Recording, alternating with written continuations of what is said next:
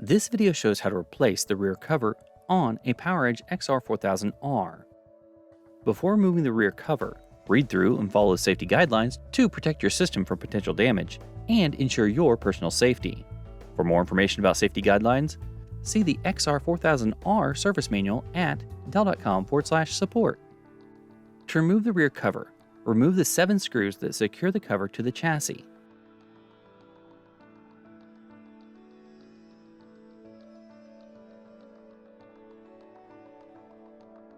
Then pull the cover to disengage it from the chassis.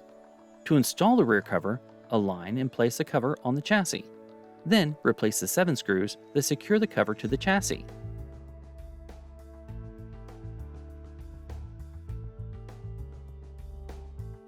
For more information or support, visit dell.com/support.